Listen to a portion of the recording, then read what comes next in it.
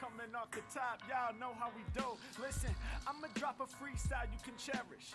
I'ma send a shout out to the host named Eric. 1, 2, 1, 2. Coming off the top, y'all know how we do. Listen, I'ma drop a freestyle you can cherish. I'ma send a shout out to the host named Eric. Yo, he's never on some average shit. You know Eric, he stays loud and passionate. I'm about to break it down for y'all with the clever song. Yo, shout the host named Thomas, cause he's never wrong. And shout to John, you know that he's smart and quiet, unlike my freestyles, which cause a riot. I'm about to do it like this, cause the people love me. Shouts out to PHP, the ugly. It's called ugly, cause it's not professional, but I'm about to come through and bless it with style. So let's do it when I'm spitting, I perfume the room. Yo, the segment of the show is called Doom and Gloom. That came from Thomas. Yeah, can nobody go beyond this? I get the mic and then I'm about to keep it like a promise. Yeah, and y'all know we fill them up with anguish. We talking about the PHP, the programming language. About to break it down, no exaggeration. What do y'all do for a living? Web applications. Okay, I can dig it. My words spray tight. They getting together on the Thursday nights. Yeah, when it comes to rhyming, you can call me the new dude. I spew true lyrics while y'all broadcast on YouTube. So let's get it. You know my lyrics are major. All up in the comments, they got plenty of haters, but they doing what they doing. Keep it ugly. We ending every show with the saying it's lovely. Let's go. Hey, shout out to y'all. Peace to the whole squad, man. Hope your channel is doing real well on YouTube. Hope you guys are having fun. And it was an honor and blessing to do this little custom freestyle for y'all. Hope you enjoy. Stay up. Yeah. Come on. Hey.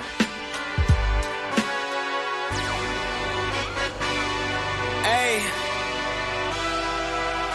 Yeah. Let's see how you do under pressure. Oh. I've been wanting this shit forever. I've been in the field with whatever they throw at me. Brush it off, pick myself up, moving on to the better. Okay. Hey. Yeah. Ain't no errors, baby. Yes. February 1st, episode 370 of the PHP Ugly podcast. I'm your host, Eric Van Johnson, and with me, as always, John Congdon. Hello, hello. Another one. We are a podcast that focuses on the PHP programming language, the surrounding community, and our company, PHP Architect. Show is made better thanks to some sponsorship. Honeybadger.io, who's been with us for a very long time, and we do appreciate that, as well as our supporters on Patreon.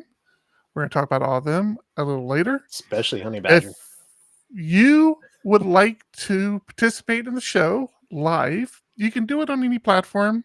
Twitter, I think we're still on Facebook, maybe not. Twitch, and obviously YouTube. But if you really want to be part of the show and part of the community throughout the week, you want to join us in our Discord at discord.phpugly.com. That's discord.phpugly.com. I think I mumbled that last part. Great group of people in there. We hang out all week long and chat. And you get to do some extra things like suggest show titles and things like that. I think if we were better, we would have like lower thirds and everything like pop up, like showing the Discord URL as we're saying it. Maybe our sponsor as we're saying it. You're asking like a lot from me, Congdon. Not you. I should be doing this stuff too. It's hard producing a show while you're doing the show. Like, yeah, I don't know how they do it. Well, yeah, most people don't. Most people have somebody there like hitting buttons for them. Which is what you that's what you wanted your original role to be. Way back in the day, you remember that? Before PHP Ugly started, it was like you wanted to be the producer, but not on air. And I'm like, the show would not be what it is today without your presence. It's crazy. It would be so much better. I don't believe that for a bit. Not one bit. Good old days. How's it going? It's a going stressful thing. February 1st. I mean, the clock is ticking, baby. Clock is ticking. Well, 81 days? Is that what we're at now? Sounds right to me. I don't 81 days, anymore. 14 hours. Oh my god. Let's see. Yeah. Look at that. Tick, tick, tick. And Yeah, it's bad when you leave that on the screen all day and all you're watching is that time dripping away. You're like, I should probably be doing something else right about yeah, now. I can't believe I don't know if it's the fact that we record at 3 o'clock now on the West Coast, which, by the way, my plan is coming together. I'm about to have beachfront property any day now with as much rain as we've been getting here in Southern California. It is insane. And you don't understand, like, Southern California was not designed for drainage or just wet weather at all. So, but like, I don't know if it's because we're recording at 3 o'clock, but like, the show seems to creep up so much faster. And it's like, wait a minute, are we already this far into the week? Like, how is it Thursday already? That's definitely part of it. It seems that way. Yeah, the with all the wet weather, I actually had a power outage today, which I haven't had in I forever. saw you mention that in Slack. So you guys obviously get a lot of rain. Oh yeah, Yeah, been it's raining all day. it's so spotty. But I will say, I'm sure it's happened before. I just never paid attention to it.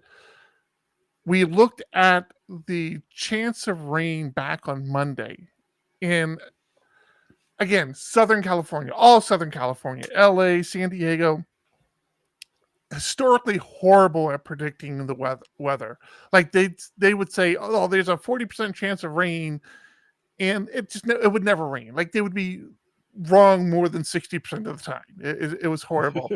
But for the first time that I can remember, way back on Monday, it said 100% chance of rain Thursday morning. I'm like, wait, what? How can you be so confident? And they were right. I'm looking at it now. I did my baseball draft on Monday night, and we're supposed to have our first practice this Saturday. And with it raining as much as it is, the chance of that happening are pretty low. Yeah, that's probably not happening. Yeah, it reminds me back to last season. It rained so much that I think we only had a handful of practices before the season kicked off.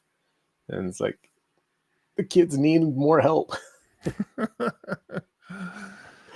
So how's your week been going? Good. We started a new contract with a new client. Super excited about that. Stuff about that, yeah. Things are moving along with tech.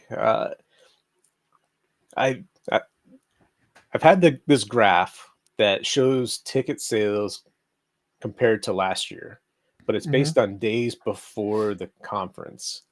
Right. And I've been so stressed out about ticket sales and making sure that, we obviously have a break-even point. We need, up until you get enough attendees, we're basically tracking at a deficit.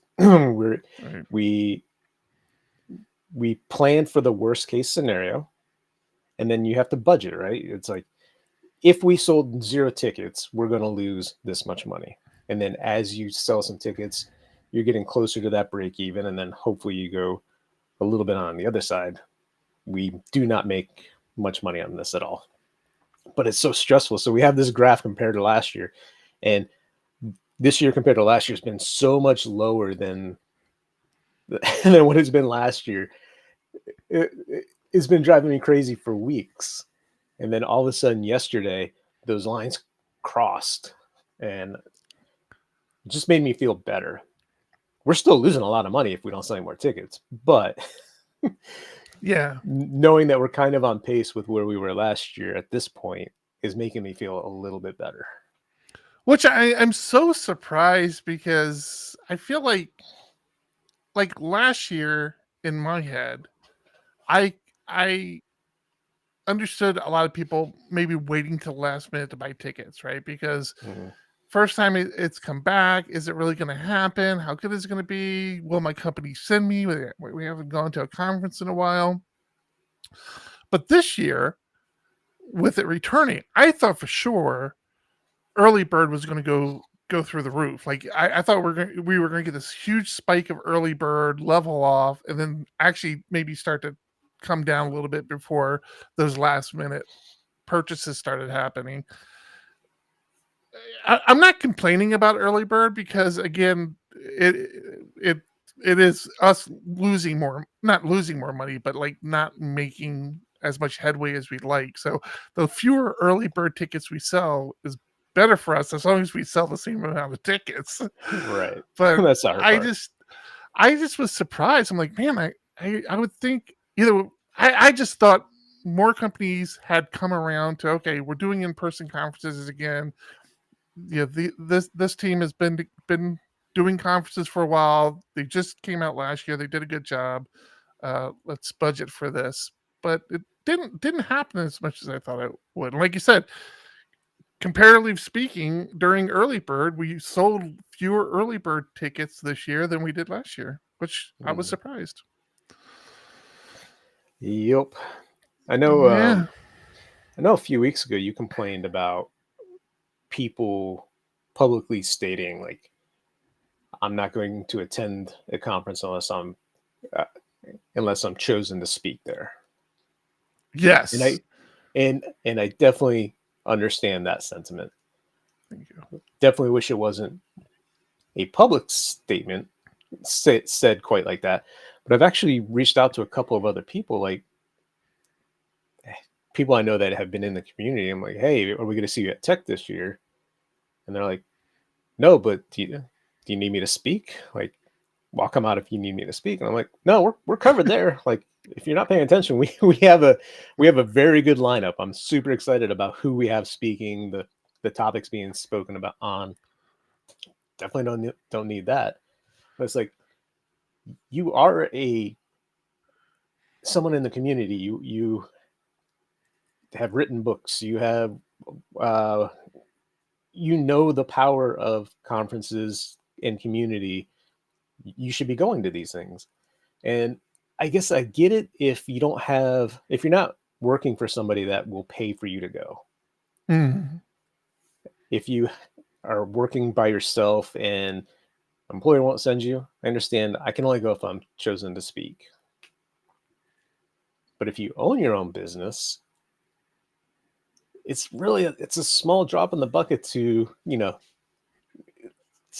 go and continue learning and be part of the community, possibly grow your business that way. Yeah, I don't know. I vented my complaints about it. And like I said, the one that really hit me the most is when they do it publicly. It's like, at least add some qualifiers to it. Like, hey, I would love to go. I'm not able to this year. Even if you don't want to say it's a financial reason, just make it sound like you would like to go. Like, I would really love to go, but I can't. But and not just for tech. I mean, I get it. It's we have skin in this game, but just in general, Exactly. We had so I'm going to catch you off guard a little bit. We had something similar that happened. Obviously, we publish a magazine, and we're very focused on community. And the in-person conference was a big achievement for us. It's something we really thought was important that the community got back to, and I still feel that way for things like user groups, right? Even in San Diego, where John and I are, we tried to get the user group going again. Honestly, with the business and the magazine and everything, it was a lot, but we felt like it was important enough. And we published an article where somebody kind of said, user groups are kind of dead. It's like, yo, don't say that. It's like, don't say in-person user group. You got a lot of organizers out there working hard to get user groups going again, in-person user groups going again. So it was like, you don't want to silence a voice, especially in the community. It's like, okay, that's their opinion.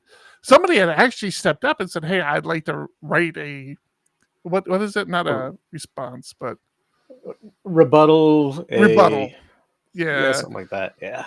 I'm like, all right, that's good. This is what the magazine's for. This is a good platform for that.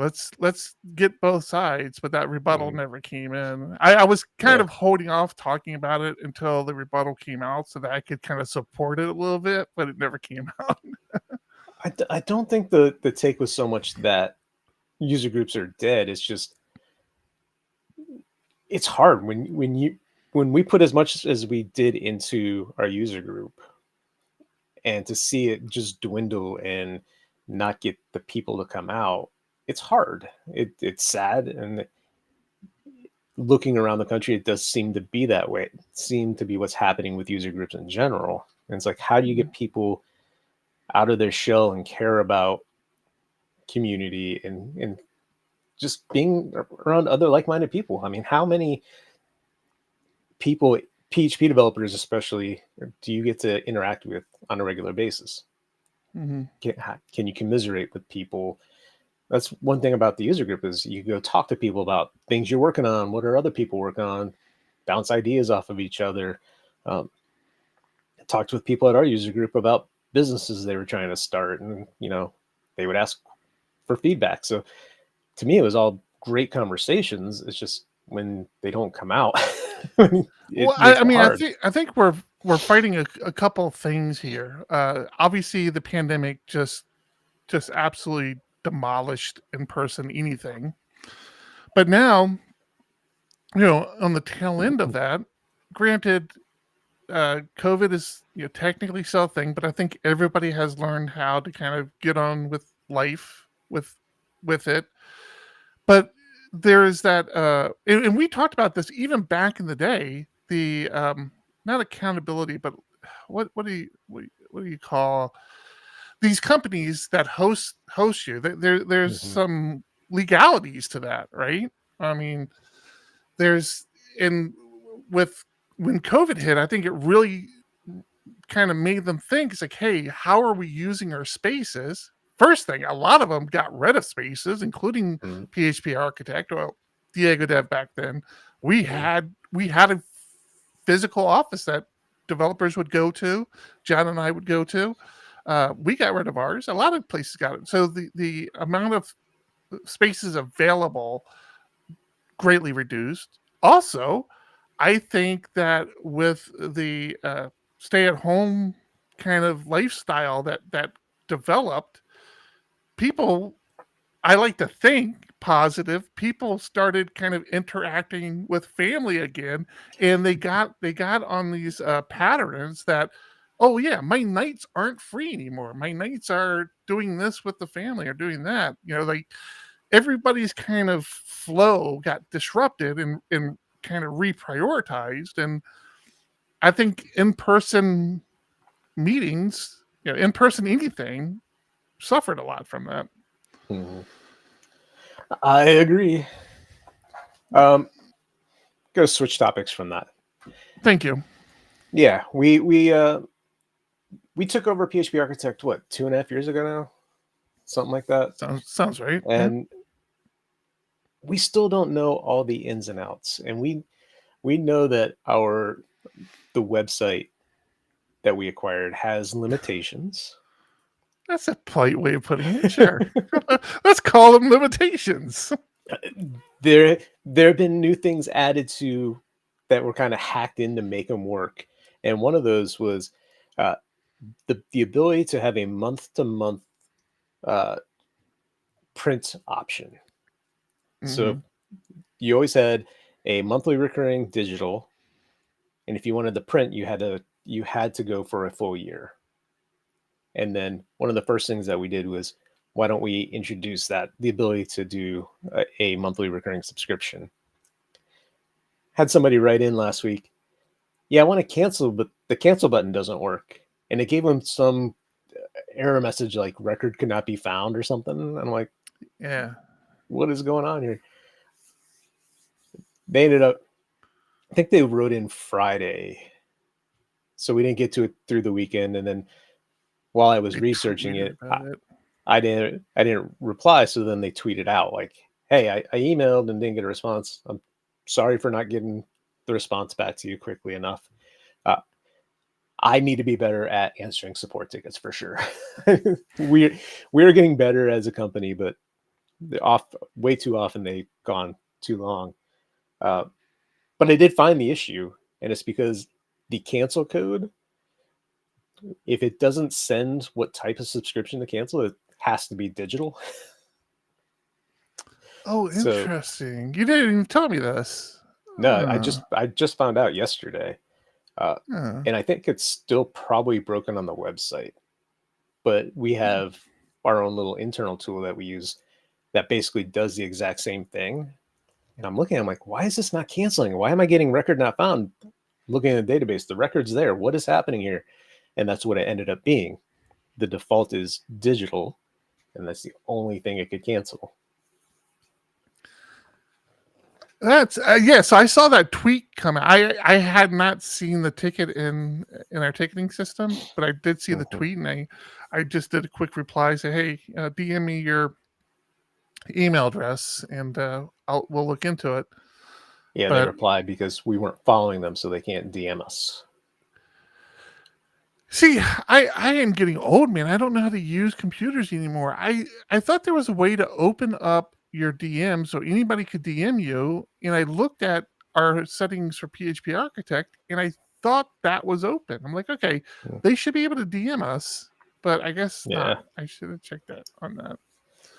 Yep, not sure how that works. All right, so we talked about a new contract, which has We did. been fun. It's we're kind of in that frustrating phase. I mean, I guess it's a honeymoon period, so everybody's happy to be working together, and it's not an issue. But it's frustrating for me as kind of the lead. Is I want to get people working on things. It's like, all right, you got to get access set up to the repo, and then I tested the access to the repo, and it's not working. He's like, oh man, this is like, I just need to be able to commit code. Just let me commit code.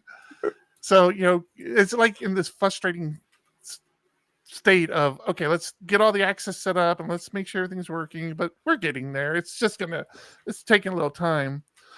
But you went we also went above and beyond.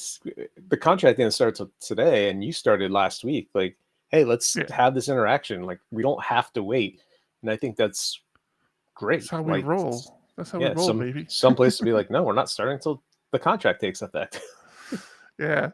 And it's always fun because, it's like new tools, new workflows. And, we're always in this position of, okay, we try to make things as less disruptive to the client as possible. So if they're used to working with certain tools, we want to try to work with those tools. That's where we are now. Now we will augment the workflow. If we see something better, we'll work with them, say, hey, we think this is a better workflow. But back on Jira, which is cool. I've worked with Jira before. It's come a long way. It really has. Since I worked with it. Yeah, I used Jira like a decade ago, and it was terrible. And we have another client, not the new one, but another client using it, and it's not bad. It's very powerful if you take the time to set it up right. Right. And that's one of the things we're looking at. It's like, okay, let's make sure we use this correctly. They also use GitLabs, which I tell you what, man, that is such an impressive project. There's a paid GitLabs, obviously. And GitLabs, if you don't know, is like GitHub, which is abstracted away from Git. Git is its own thing. GitLabs and GitHub are kind of interfaces to manage Git repos. The how well GitLabs stays up to speed on features that like GitHub is putting out, it's just so impressive. And every time I look at it, I start playing with it. I'm like, we really should be on GitLabs. This is bullshit. Why are we paying for GitHub? We should be on GitLabs. Why are we paying Microsoft? Yeah, it's just such an impressive project. The project as an open source project as a whole is just so impressive. I like that. But so we talked about all the new client, but we also have a new employee, right? We do. And so if you missed the show, Last week. last week, Mike in our Discord officially started with us as well today. And Mike is remote. Mike is over in the EU. This is not an uncommon practice for us. He is not in the EU. Where is he? He's in the UK. Remember Brexit? They're not part of the EU anymore. Right. You're right. I'm sorry. I'm American. You guys are over there. Okay. Anyways, he's across the pond, as we say. So we are very accustomed to remote workers, right? Because we've worked with them in the past. We have one that's up in, what's the country north of us? Is that Spain? I think it's Spain. Puerto Rico? Canada. That's it.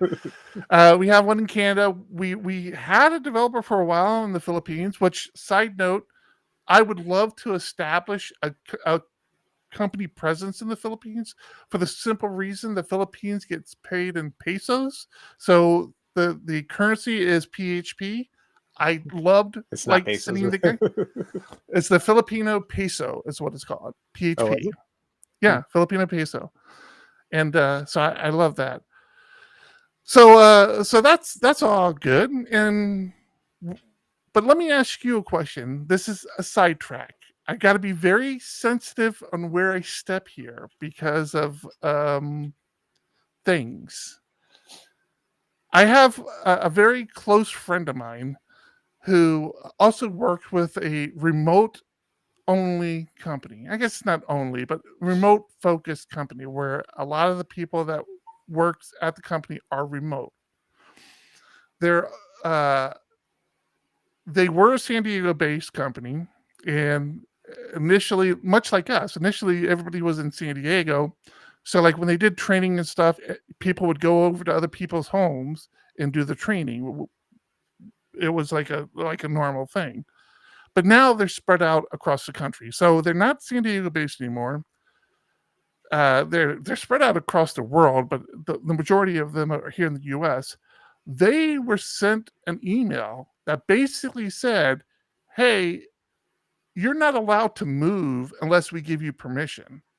I'm sorry, what? And it's like, that is, they sent that to their employees. They're like, hey, you can't move unless we give you permission to move. It's like, wait, you're a remote company. Why do you care? Like, there could be time zones are an issue with this company. I realize that.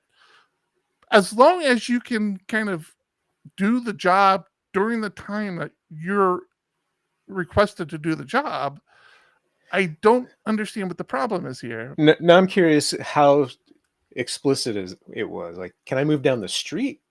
Can I move across the city? Like, was there within a specific geographical boundary? Like, maybe it was, you can't move to another state without talking to us, because setting up taxes in another state is a pain in the butt. And we just went through it last year when one of our employees moved to Maine. I had to go and establish Maine taxes and set up, we're a foreign entity in Maine. So there's a lot of legwork that I have to do when people move. So part of me kind of understands that, especially as a small company, having to spend hours every time somebody does that is a pain. Granted, I can't tell people where to live. So, right. I mean, maybe part of that is, hey, if you're going to move to another state that we don't have a presence in, we may have to part ways. Maybe that's part of it. Mm-hmm. I think to answer your question, they were very not clear on that matter. At least the way it was explained to me. I didn't see the physical email. I just had it explained to me. But it sounds like they could have worded it better as well. It's like, hey, if you're moving, here's some factors you have to take in consideration. Please reach out to us and let's discuss it so that you are aware of what your position is going to be with the company, if there is one, after you move. Not, you have to get permission from us. It's like, not my dad. That's where I use something like ChatGPT. I'm going to put in what I want to say and say, I need it to sound like this. And it rewrites, here's a softer way to say this. Here's a little nicer tone for you. Yeah, for sure. All right, we need to pay some bills. I did go back and verify everybody was correct. That was my AI Honey Badger ad.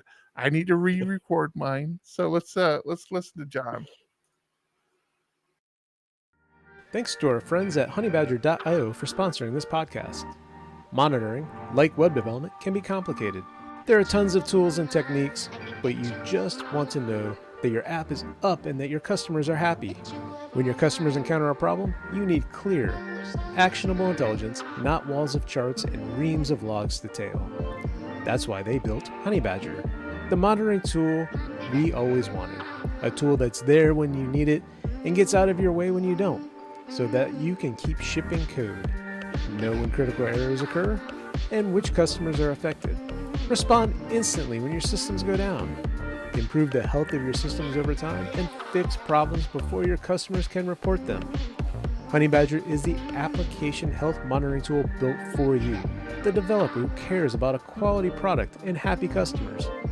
Be the hero of your team and sign up for a free trial and start monitoring today at honeybadger.io. Setup takes as little as 5 minutes. See what you've been missing and fix it. Once again, that's www.honeybadger.io.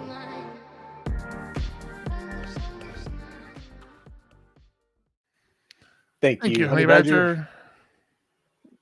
Speaking of Honey Badger, the joy of signing a new client and getting onto their Honey Badger account is you get lots of Honey Badger emails. That's always fun. Okay, you know you're working with a quality company when they're already using the same tools that you use. Like, yeah, that was fun. And then you see those and you're like, oh, looks like we're gonna keep this contract for a while.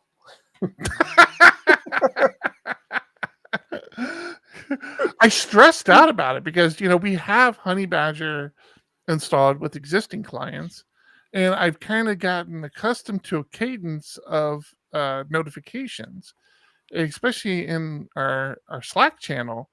And then all of a sudden I started getting this flood of Honey Badger notifications that they weren't hitting the Slack channel. I'm like, wait, what's going on? What are all these notifications? And I realized it was the new client. I'm like, oh, okay, all right, I guess some things need to be addressed.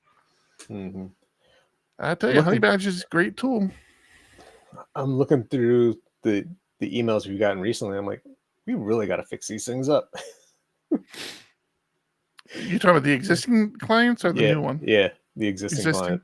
Yeah. There's some crud out there that it's just like, okay, I know this happens. It's fine. I think everybody kind of gets displacement. Yeah, and it's frustrating to a point. Like another client we have has some other tool that they're using, and it's the same thing. You just stop looking at it, and it's like, but you don't want to not look at it. Right. There's got to be a way to, and I know there is, squelch those so they don't make it into Honey Badger. If you know they're happening, and you're not going to do anything about it when it hits those tools, squelch it before it gets to the tools, so that when those tools squawk, you're reacting to that. Yeah. So I need to be better about looking at that myself.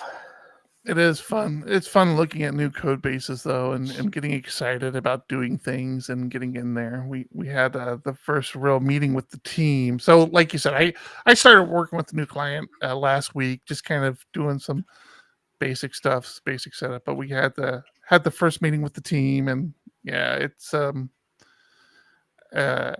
it's fun just like looking at code and like, all right. And the cool thing about it is this person's a developer. They've been a developer for a long time.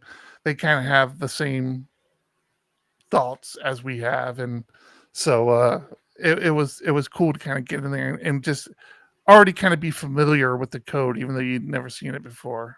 Yeah, it's so much better than going in cold, or like the company firing the only developer they have and then bringing us in. It's like makes it more difficult because Yeah. one, you have to communicate with the company who they've just fired their developer. They're not developers themselves. How do you make sure you have everything you need? That back and forth.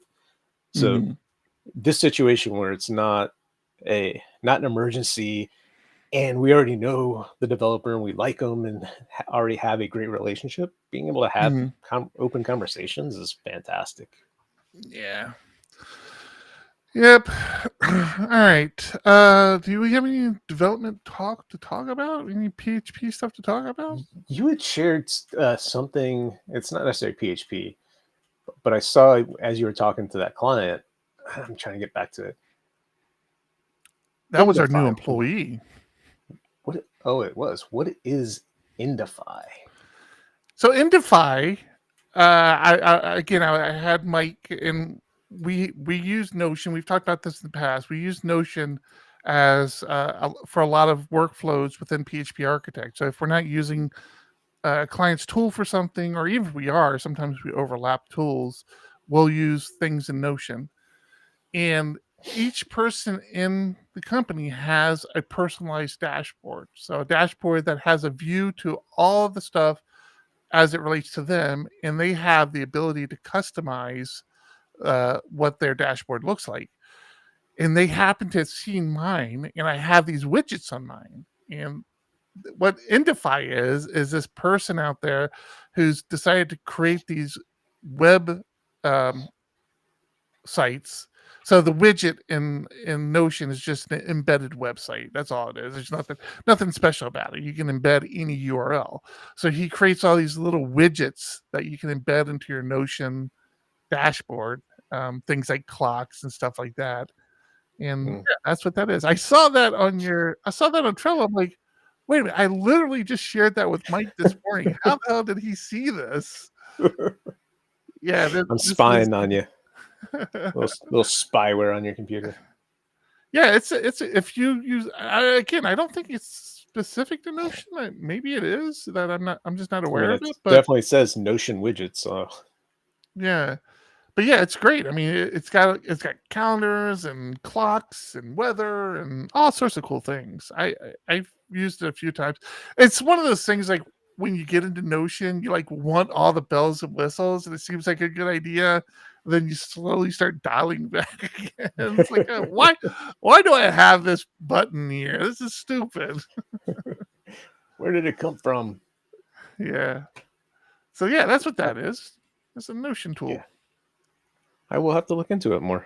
I use Notion, I mean, obviously for our workflows for the magazine, but it's very like table based or database based, where it's like, here's a record, what's the status of it? So within the magazine, we have all of our articles that are going out that month and the current state of it. Does it need to be reviewed? Does it need to go through Grammarly? Is it ready for layout? So I'm just used to that, almost like a task manager versus all the bells and whistles. And then I look at some of the stuff you've done in there. I'm like, you've got a lot of time on your no. the stuff you've created is really cool, and it's like, where do I learn all that stuff, and how do I get the time to do so?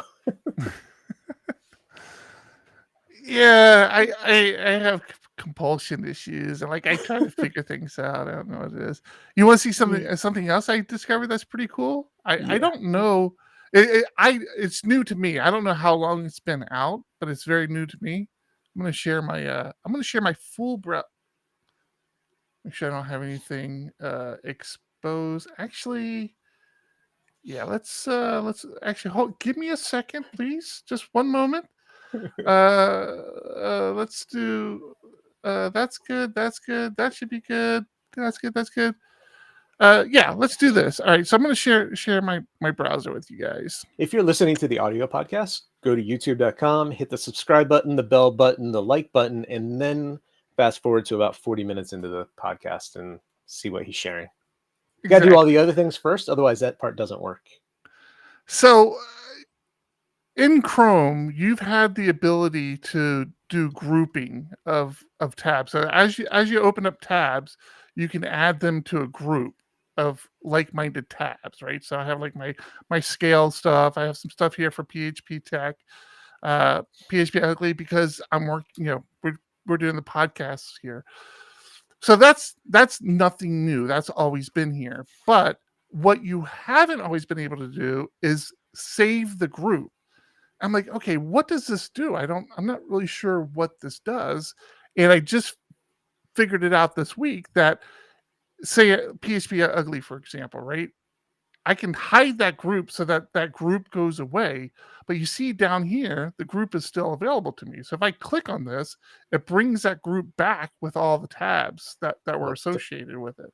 Technically, that was a different one, but I get it. Oh yeah, I did PHP Ugly, right? So yeah, Yeah. PHP Ugly. It brings back PHP Ugly with all the tabs associated with it. So I'm like, this is great. Like this is a group. Like I said, I've been using groups for a while, but if you close your browser, if you can do that whole kind of restore from where it says, do you want to restore your browser? It will. Sometimes it would keep the groups. Sometimes it wouldn't. I never figured out why it would or why it wouldn't. But now with this little saved feature, it's almost like a different way of handling bookmarks. If somebody like me who likes to group their bookmarks, yeah. See, I definitely do the bookmark grouping, and I definitely have a lot of tabs, but I don't use a tab grouping, and I probably should, because right now I have like 10 different windows open, and each one probably has anywhere from 20 to 50 tabs. And see, this is something. All right, so okay, we're going to talk about. Let me share this bad boy again for you. I got to get on a page. All right, so here's that. Here's something I don't understand. Like, so John knows this about me. Obviously, the world knows it about me. I use Vim, right? In Notion, not Notion. I'm looking at Notion. In most browsers, there's a Vim plugin you can have where you can navigate with your keyboard. So like if I wanted to go to that calendar app, I'd just type SF and it'll open up the calendar link, right? I can go back by hitting Shift H. But what you're talking about, John, in the same problem I have, when you have a lot of tabs, especially when you start using groups and you can't see what tabs you have out there anymore, I can hit space T, and that actually opens up all my tabs, and I can like search for Trello, right? I can search for Trello, and it'll jump to my Trello tab, and it's just I don't understand how you're not using this, John. It's like how are you not using this? I because I do similar, but I should use that. I mean, I just go up to the upper right. Well, no, I just go to the address bar. I start typing in. It's like, oh, you already have this open tab, and I go right to it. Oh, does it do that? I never even knew that. Because I showed you how to do it. Chrome has it built in now. I don't know if all Chromium browsers do, but if you use Chrome in the upper right-hand corner, you can actually navigate your tabs there, and it even gives you a keyboard shortcut so that you don't have to reach for your mouse like a see, I didn't know that was there. Oh, I thought I showed that to you before. Yeah, so it has a little search your tabs thing there.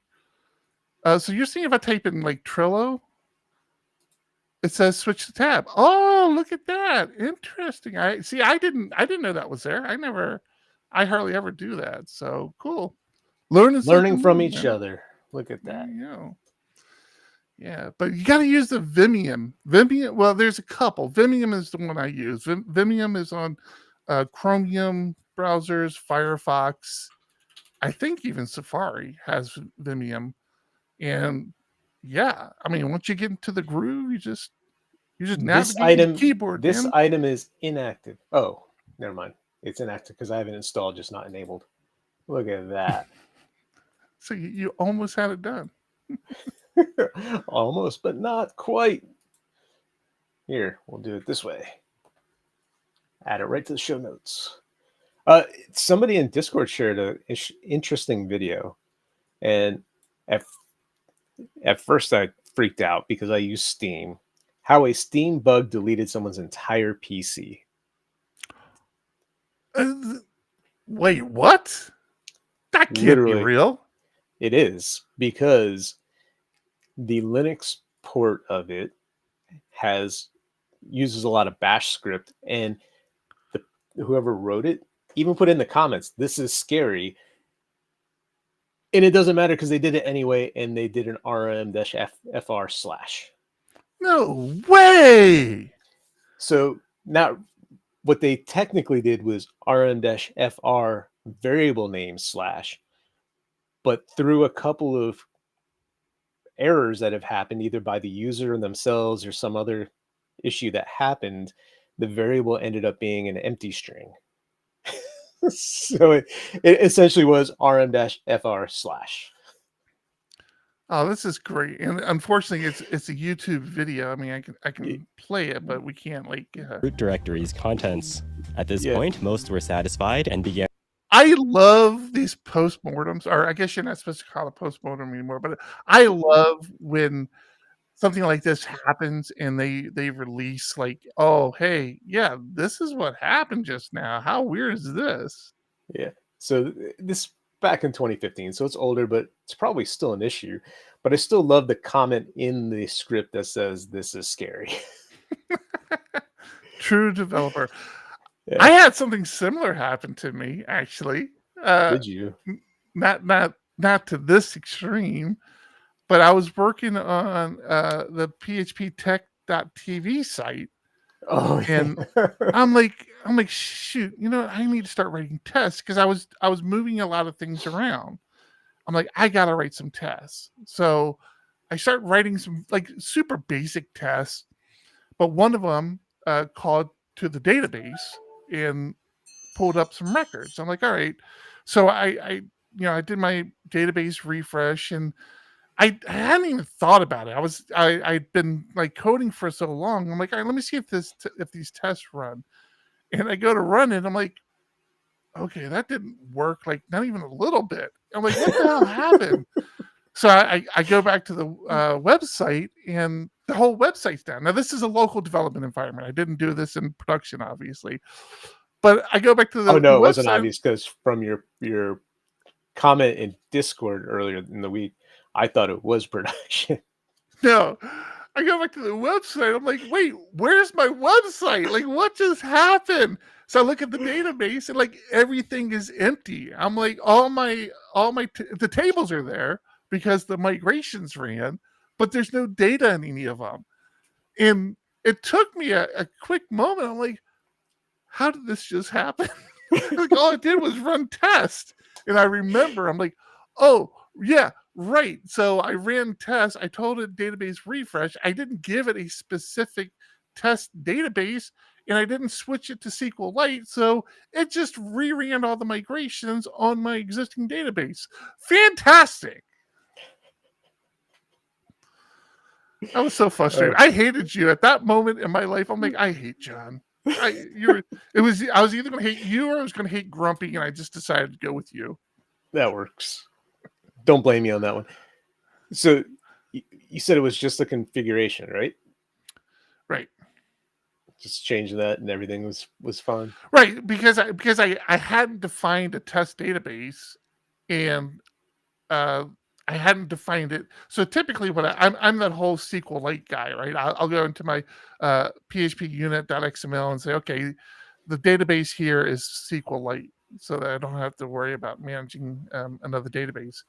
I hadn't done that. I hadn't defined a test database, so it just took my existing database and said, okay, you want to refresh your database? I'll refresh it. And I didn't have seeders because we had built this kind of on the fly and started populating stuff. Yeah. So I didn't have seeders for the tables, and yeah, everything went bye-bye. It was painful to watch.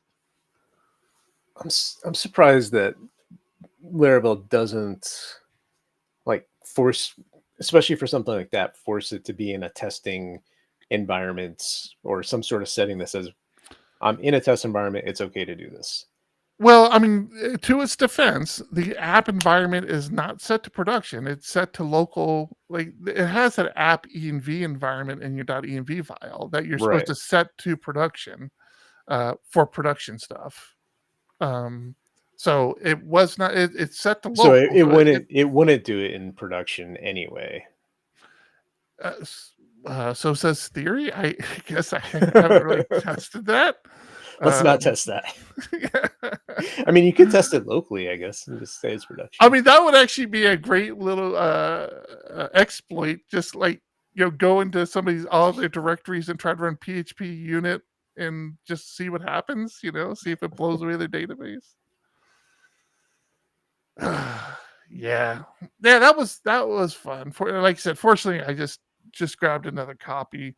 The issue at the time, and I have learned now, but is all the coding I had been doing up until that time was specifically to massage the data to accommodate the second conference, associate users to whatever conference they attended or paid for, making sure they had access to all the conferences previously, doing the same thing to like rooms and conference and talks and conference. So I'd done all this massaging of the data to get it to a point where it's like, okay, we're good for this year's tech.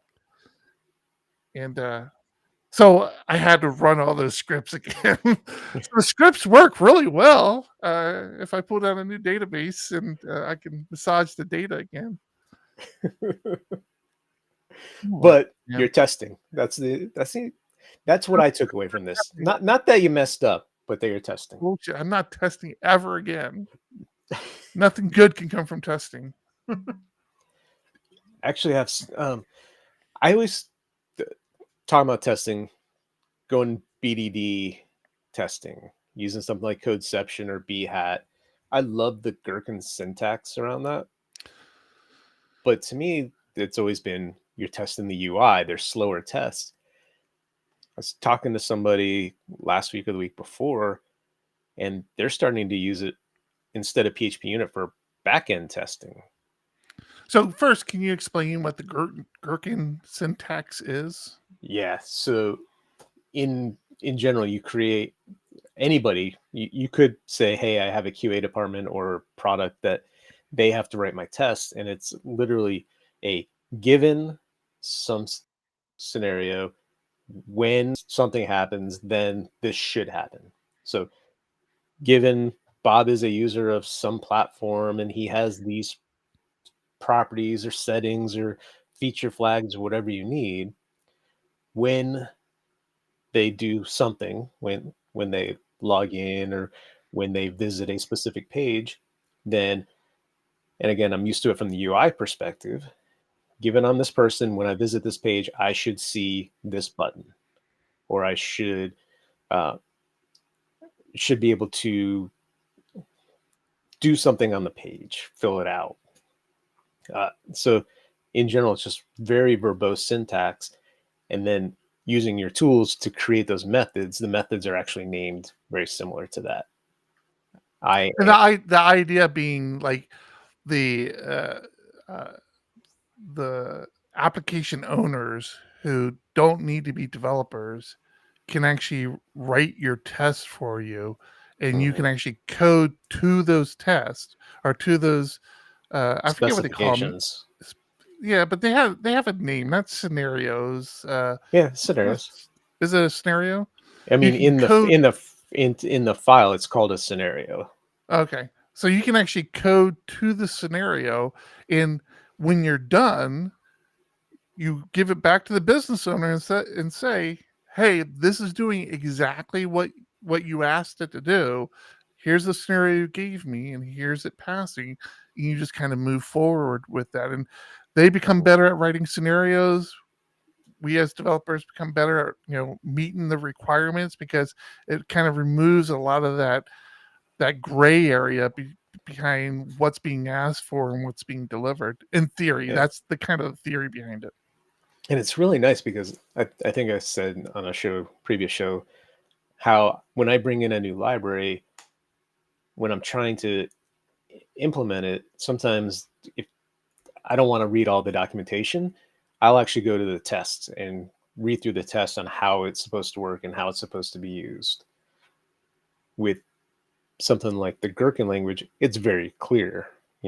This is what is supposed to happen on a given page or in a given scenario. So you know what's supposed to happen, then getting to the test behind it is pretty easy. And you say you talked to a developer who's doing it for back end stuff now, Right, instead of just for UI.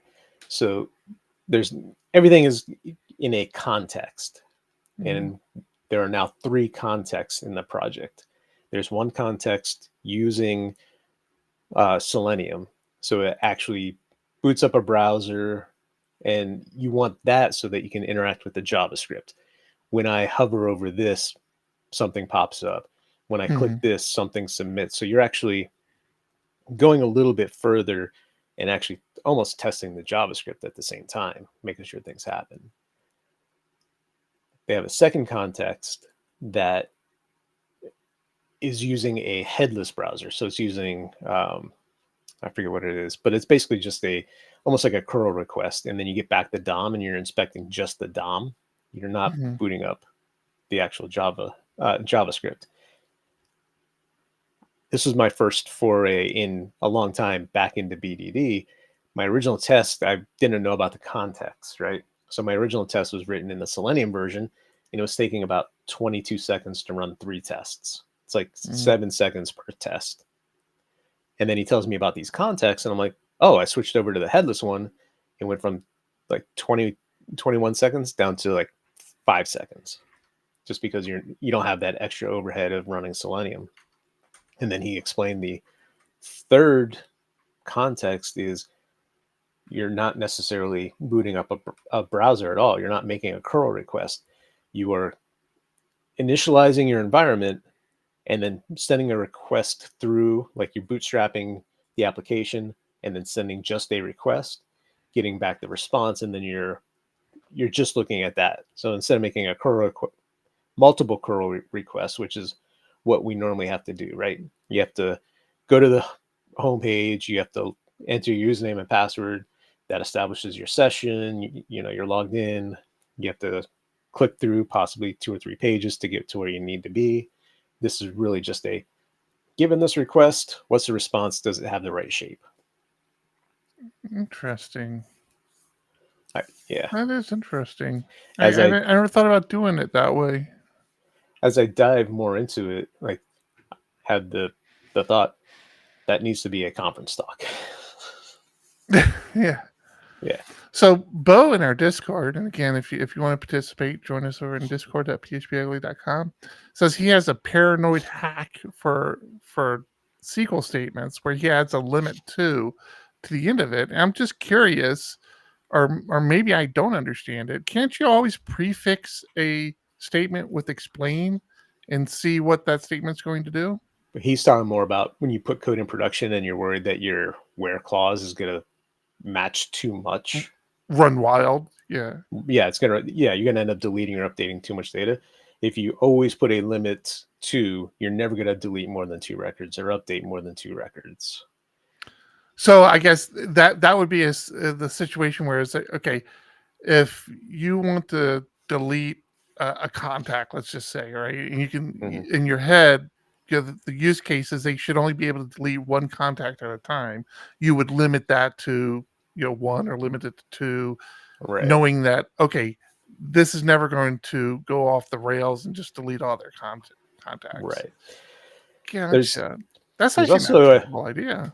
There's also a MySQL flag that you can turn on. It's probably in other databases as well that won't allow a user to delete if they don't have a where clause.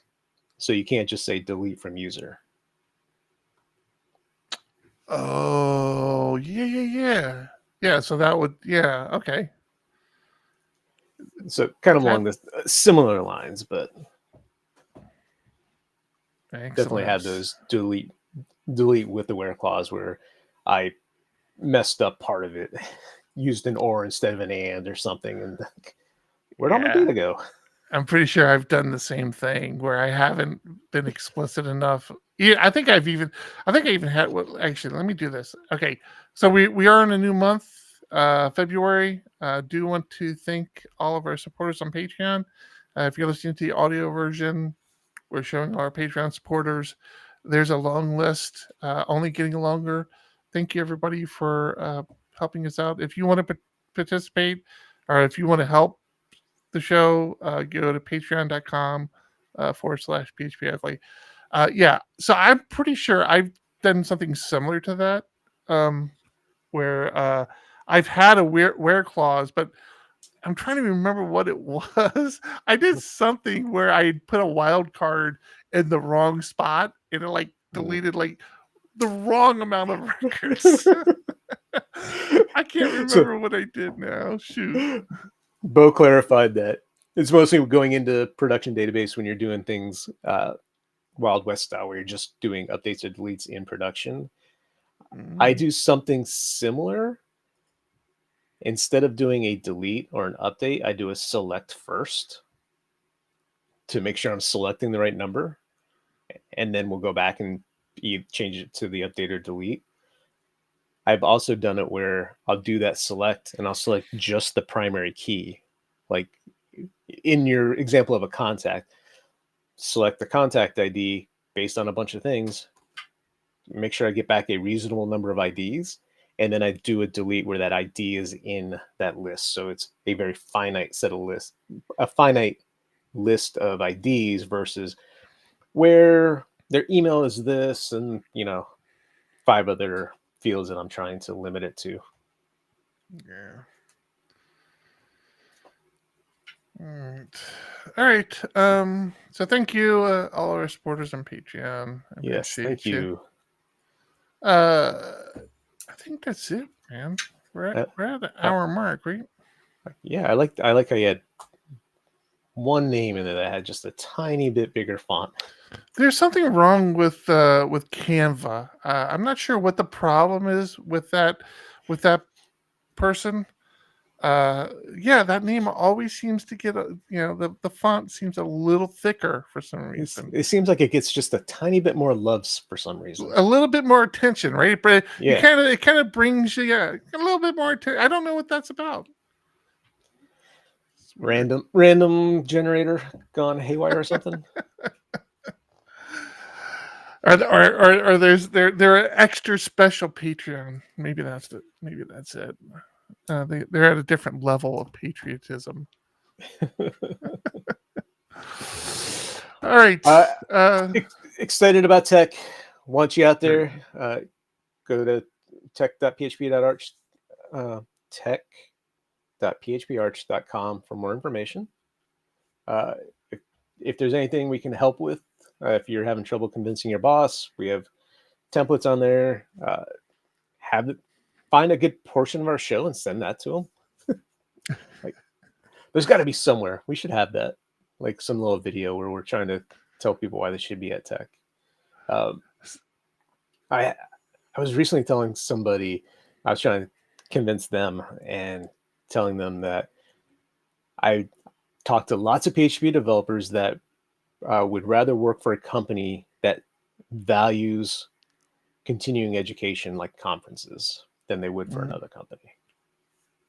Because I think that's true. Like if I was on the job hunt today and if I had a choice of which job I was going to take, that might be a deciding factor for me if one offered some sort of conference benefit and the other didn't.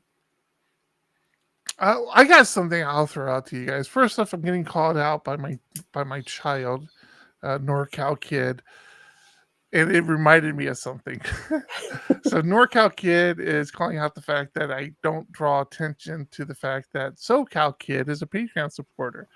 When I was doing the Patreons for this month, I'm like, you know what? I should highlight like everybody who's an employee or everybody we have like a professional relationship with, just kind of like a disclaimer, like, hey, we do business with these people or they're, they work for us. And then I started looking at a list. I'm like, no, that's just too many highlights. Man, I'm not doing it. Not doing it. There's too many highlights here, man. So yeah, I scratched that idea. But We have a shit, good community.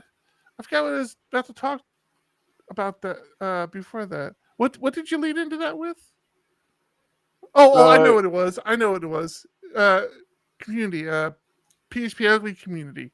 So we're trying to come up with a very cool speaker GIF. If you have been a speaker at a conference previously, or if you thought about being a speaker at a conference, I'm just curious, what is the coolest GIF you ever got? And you can be specific, but we have a loose idea of a couple options, a couple of directions we might go this year, but it just got me thinking. Like, I've never spoken at a conference before. I've participated on panels at a conference. That's where I got the cool skateboard behind me. The Linux is not a crime skateboard was because I participated on a panel at a conference, and that is a cool gift, but out of our price range.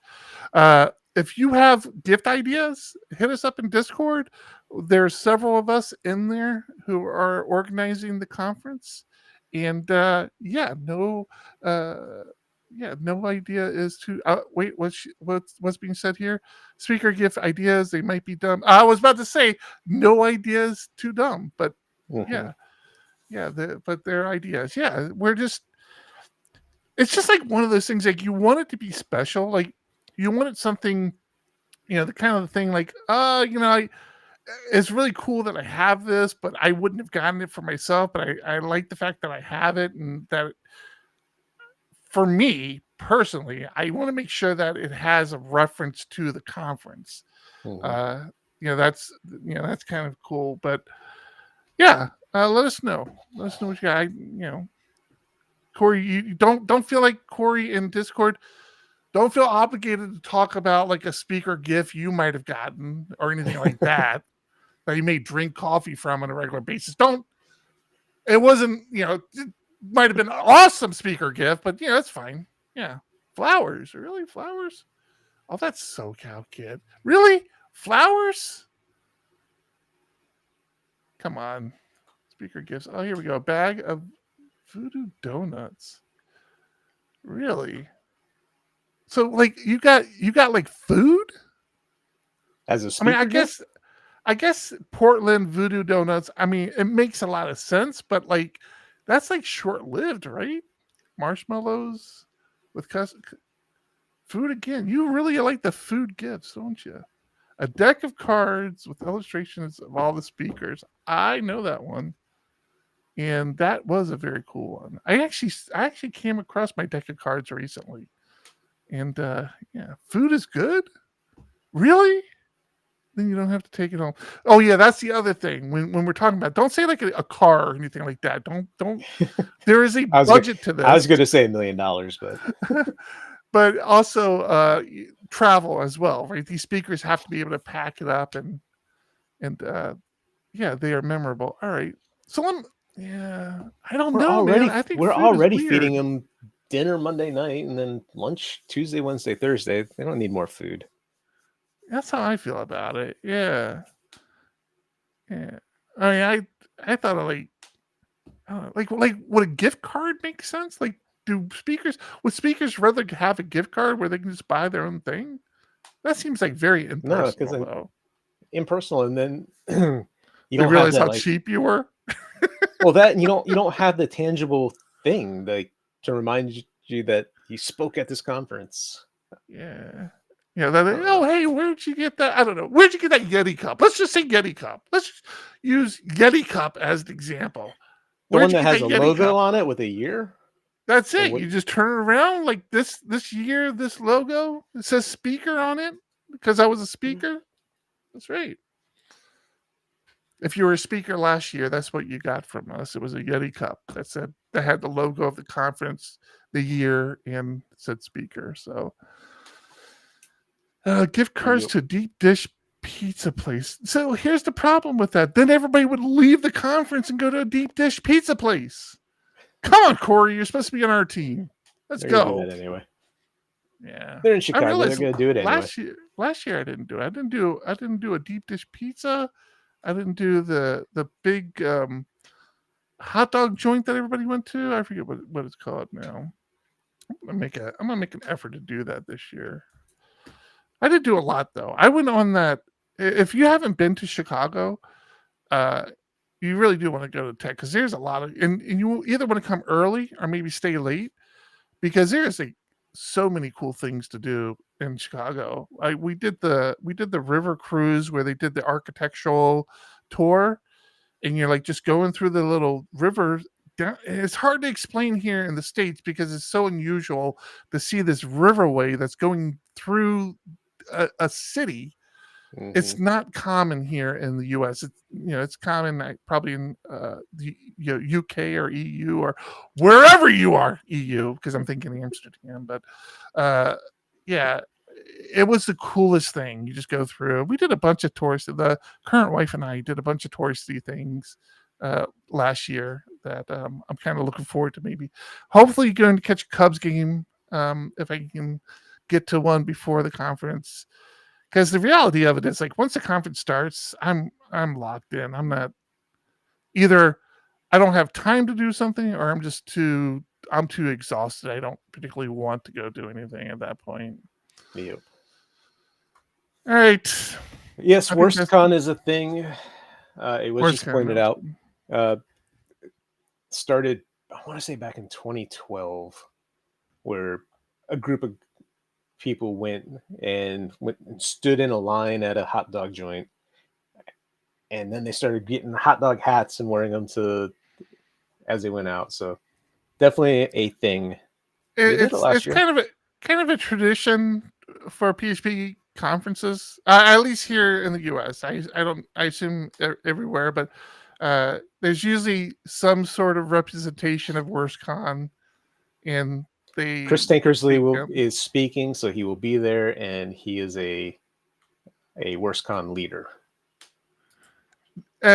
Jeffrey in Discord, where was WorstCon at? Do you remember where you guys went? Oh, I think Corey went too. Corey, didn't you go to WorstCon?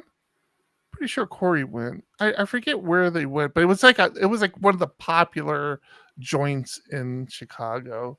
Did I just lie? I said Chris Tankersley was speaking, and I don't think he is. I think you lied. I wasn't gonna. I did lie. I'm like, as soon as I said it, I'm like, wait, I think I'm wrong.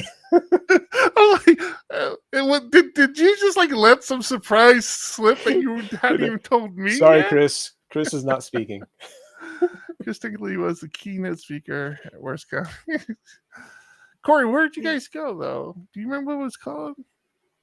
I think it starts with a P or something. I forget. It's a famous Chicago place. Portillo's is the Portillo's. I think it might have been where they went. Yeah, but it's not always sausages. That's kind of like where the idea began. We went to Longhorn once, and they just kind of did a WorstCon. I forgot where we went, but yeah, it was fun. It was. I've never like been like to an official thing, but yeah. Portillo, yeah, 5 minutes from the. Oh, we have one. Okay, yeah, in Orlando. Yeah, I guess that's a chain here in the U.S. now. I just found out I have one up the road from me. Oh, really? Yep. All right, that's it. Hope to see people at Tech. We're not going to have another podcast until after Tech. No, that's a lie. I just feel like it's happening too. And every time we have every time we do a podcast, I'm just reminded how much closer we're getting to Tech. It's happening quick. Okay. Right, get your tickets. Thank you for listening. Thank you for listening. That's it. Episode 370 is in the can. Don't do anything yet. I gotta cue this up. Just figured you would have done this, but I started, but you beat me to it. I'm Eric. I'm John.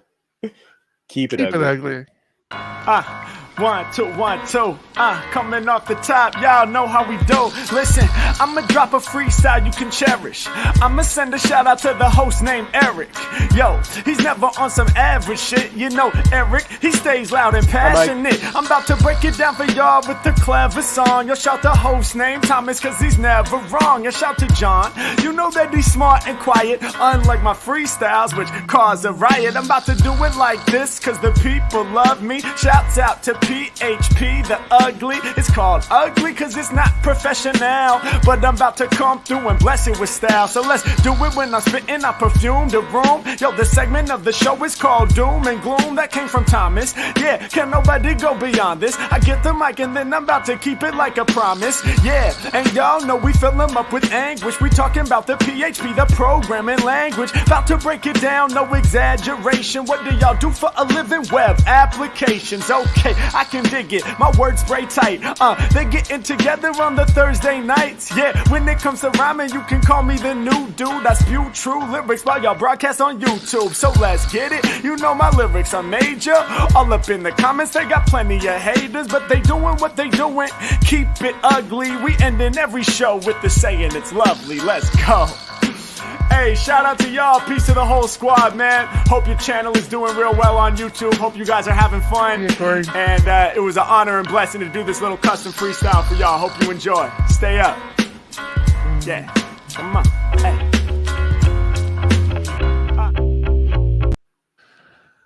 John, I think the current wife might have solved our speaker gift dilemma for this year. Oh yeah.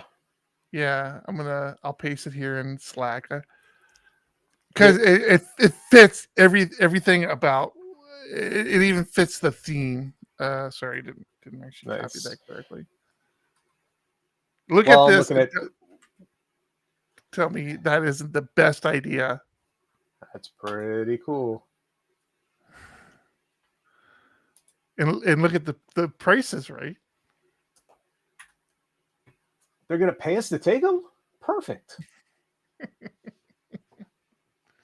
We have to get them in the next 5 hours, though. That's the only problem.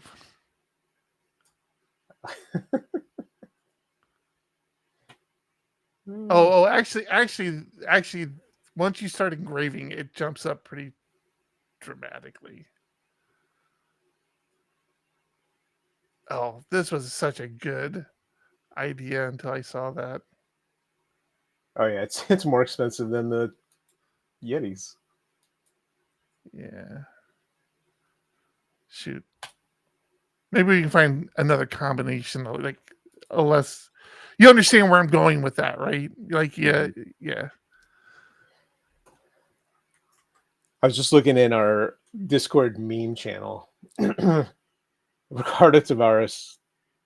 Ricardo posted a funny meme. I'm sitting there waiting and waiting and waiting. Like, we have a meme channel? We have a meme channel. I'm not even in the meme channel. If you don't know, PHP Ugly has a meme channel.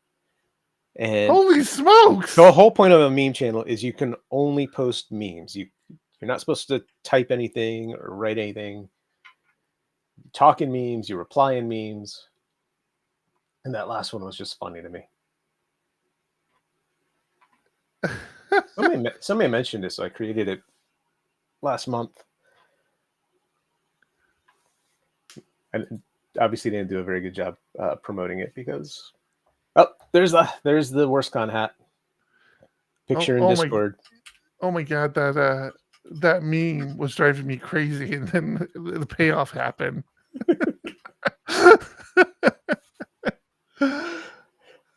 Like, these images aren't normally like this. What's happening? I know. I'm like, what's going on right now? Damn it.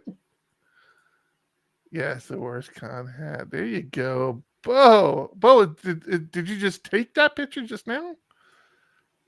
Pretty awesome. ITTT, if this, then that. I don't know what the extra T's are in your question.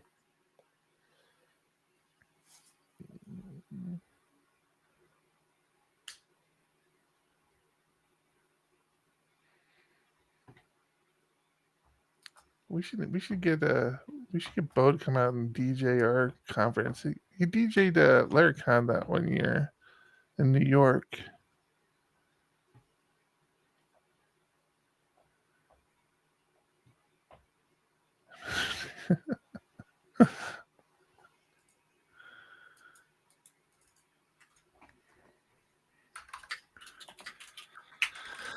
If you're wondering what's going on right now, if this is your first time joining the show and you're like, what's happening? These guys aren't talking. It's because the show's over. This is after show stuff. We just hang out and wrap things up. Get your little turntables there, huh, Bo? Now we just keep. Right now we just kind of chat, hang out.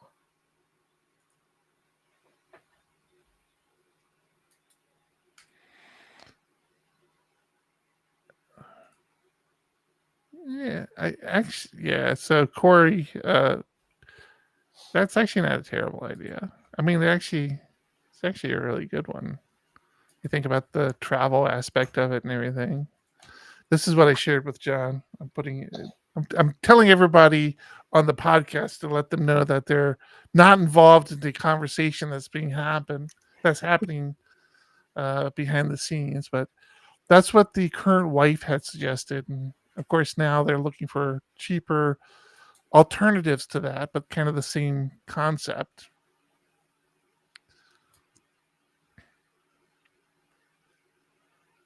Oh, this one is engraved. Okay. So, yeah. Yeah, that is much cheaper, actually.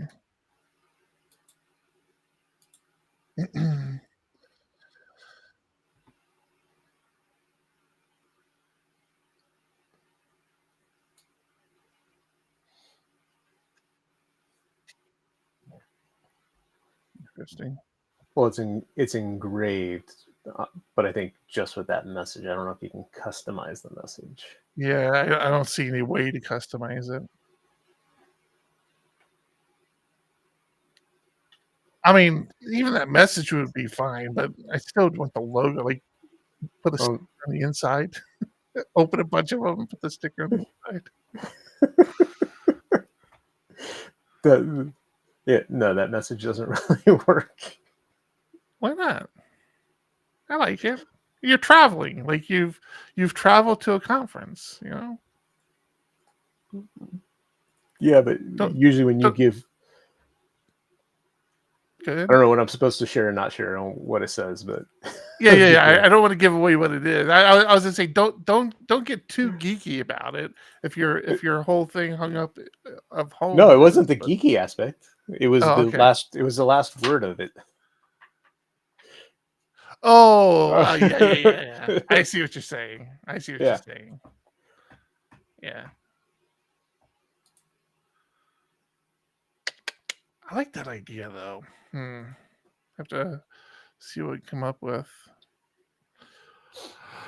So everyone had a marshmallow with their picture on it? Yeah, what was that? A marshmallow? Like, is it like a big marshmallow? Like really large? It's right there. There's a picture of it in Discord. Oh, I had moved on. What?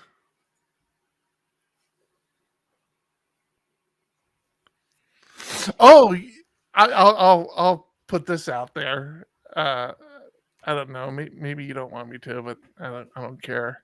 I almost bought until I looked at the reviews. There's on Amazon. They have this machine that will do your nails with like images. So you like put your hand in it. It's basically like the custom nail stuff. That's what it's meant for. I'm like, we should have that at our table at the conference, and we can have like the PHP ugly logo and PHP architect logo and just the PHP elephant. People can have whatever logo they want on whatever finger they want. I'm sure that would go over well. I think it would. You don't think it would? You seem sarcastic about that. No, I don't think it would. Why? What am I missing? Why not? I just don't. That would be great. I'm not bet saying I you wouldn't would. do it. I bet you it would go over huge. You Everybody know would where have you know where it would go painted over nails. huge. You know when it would go over huge. Not at registration, not during the day, but you get to the nighttime when we're doing the game night. Game night. Yeah, yeah, that That's definitely when would. that's when it happens.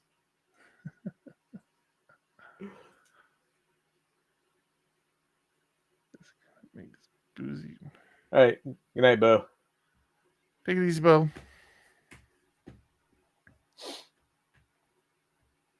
You'd have to censor it. You'd have to censor what? That nail machine? Is that what you mean? I'm assuming. I have my current wife is a very twisted individual. I tell you this all the time. No, joking. But it sounds like it has like. I'm assuming you upload specific images and you hit a button in it, or is it like you have to have your computer attached to it and I want to print this. Mm-hmm. Never mind. I just got a message from a client. Yeah, I've got a couple waiting on me. Yeah. I'm like, wait, what's happening here? Unfortunately. But, yeah. All right. We should probably wrap this up then. And thanks everybody for hanging out with us. Had a great time. Thank you. See you next week. Bye. Bye.